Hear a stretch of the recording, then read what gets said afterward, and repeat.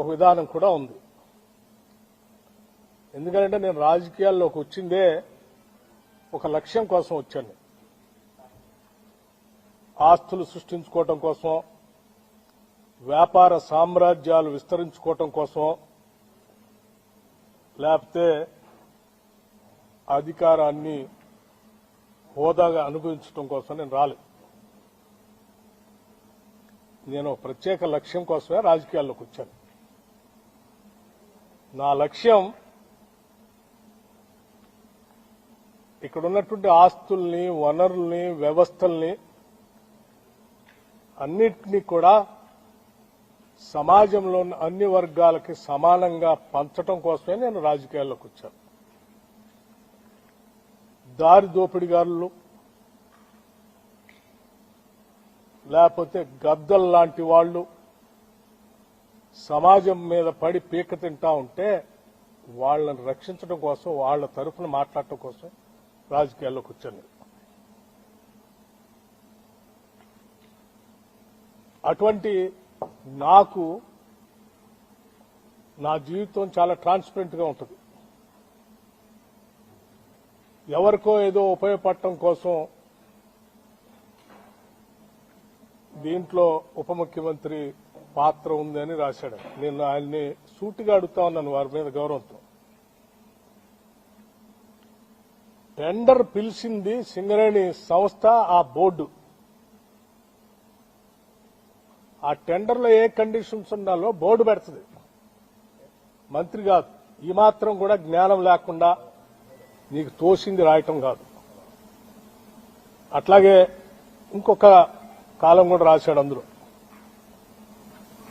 ఆ కాలం ఏంటంటే site visit పెట్టారు, అందుకే ఆ పెట్టి దాంట్లో దానికి కావాల్సినటువంటి వాళ్ళకి ఇచ్చుకోసం కోసం పెట్టుకున్నారు అన్నారు. సైట్ విజిట్ అనేది నాకు తెలియదు, ఇది రాసిన తర్వాత నేను ఎంక్వైరీ చేశాను. పబ్లిక్ సెక్టర్ అండర్టేకింగ్స్ అన్నింటిలో టెండర్ పిలిచేటప్పుడు ఆ కండిషన్ కూడా పెడతారట. ఎందుకంటే క్లిష్టతరమైన పరిస్థితులు ఆ ప్రాంతాలు ఉంటాయి కాబట్టి విజిట్ చేసి ట్రాన్స్పరెంట్ గా అసెస్మెంట్ చేసుకుని దానికి తగ్గట్టుగా టెండర్ తయారు చేసుకుని వాళ్ళు పార్టిసిపేట్ చేయడానికి అవకాశం కలిగిస్తారట.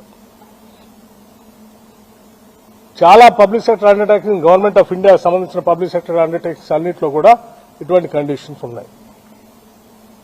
అయినా ఒక బెనిఫిట్ ఆఫ్ డౌట్ ని, ఒక కట్టు కథని, ఒక పెట్ట కథని అల్లి తెలంగాణ ప్రజల్ని మభ్యపెట్టడం కోసం తను ఒక కథనం రాశాడు. కాబట్టి మేము నిజాయితీగా ఉంటామే కాదు, ఉన్నట్టుగా కూడా జనానికి కనపడాలి. ఆ ట్రాన్స్పరెన్సీ కూడా ఉండాలి. That is what I believe. నేను అది చదివిన తర్వాత నేను అందుకే మొత్తం ఆ కండిషన్స్ చదివి I have seriously examine the entire thing.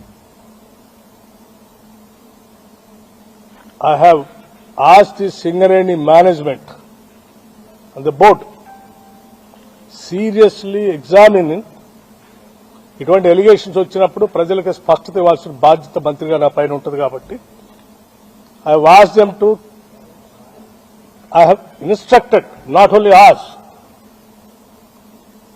to cancel the tender and go for a fresh tender with all the Government of India public sector undertakings లో ఏ కండిషన్స్ ఉంటాయో అటువంటి కండిషన్స్ అన్ని ఎగ్జామిన్ చేసి మళ్లీ పిలవండి. Don't go by this same.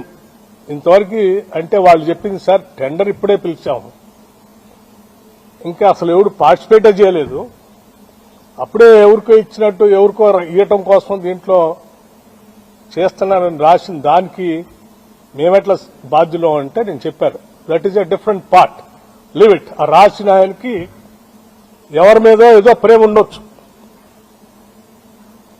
లేకపోతే నేను మొదటి నుంచి కాంగ్రెస్ పార్టీలో ఉంటే రాజశేఖర రెడ్డి గారికి అత్యంత సన్నిధులుగా ఉండటం వల్ల రాజశేఖర రెడ్డి గారి మీద ఉన్నట్టు కోపంతో నా మీద కూడా కోపం చూపించడానికి రాసి ఉండొచ్చు. కానీ ఇవన్నీ రాష్ట్ర రాజకీయాలకి సింగరేణికి సంబంధించినవి కాదు, పాలనకు సంబంధించినవి కాదు. ఒక బెనిఫిట్ ఆఫ్ డౌట్ వచ్చింది కాబట్టి దాన్ని క్యాన్సిల్ చేయండి. మిగతా విషయాలన్నీ కూడా నేను రాధాకృష్ణ తేల్చుకుంటాము. ఇది ప్రజలకు సంబంధించింది కాబట్టి ఇమ్మీడియట్ గా క్యాన్సిల్ ఇట్ అని చెప్పాను. I'm already instructed the Singareni board people to cancel it.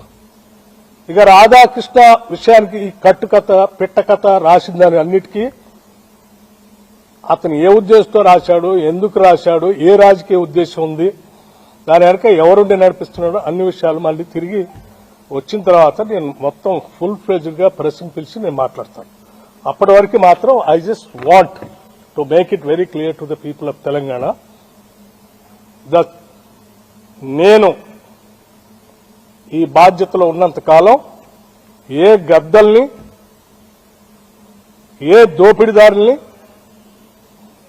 A వ్యవస్థీకృతమైనటువంటి criminals ని తెలంగాణ ఆస్తులపైన కానీ తెలంగాణ వ్యవస్థలపైన కానీ నేను పడలేను. I will be keep protecting those things.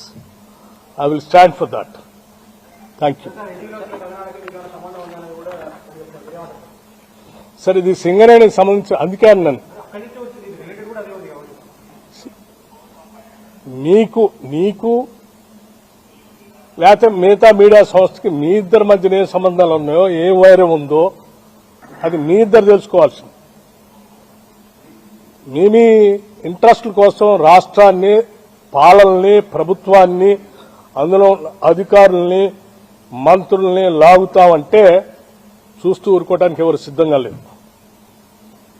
ఈ ఆత్మగౌరవంతో బతుకుదామని, బతకాలని, ఆత్మగౌరవం లేకుండా ఈ సమాజాన్ని దోపిడీ చేస్తూ హింసిస్తున్నటువంటి వర్గాలకు వ్యతిరేకంగా నిలబడి ఆ వర్గాల ఆత్మగౌరవాన్ని సాధించి పెట్టడానికని రాజకీయాల్లోకి వచ్చా.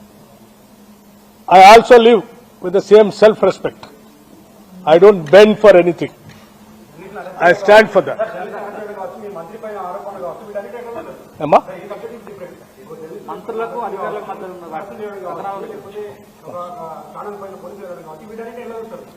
చాలా దురదృష్టం. That's what I'm saying.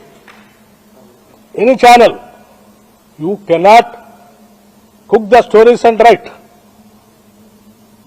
You don't have any right to spoil the image of other individual personalities. You cannot assassinate. What right do you have? After cabinet, yes. Now I have to rush to the Khammam and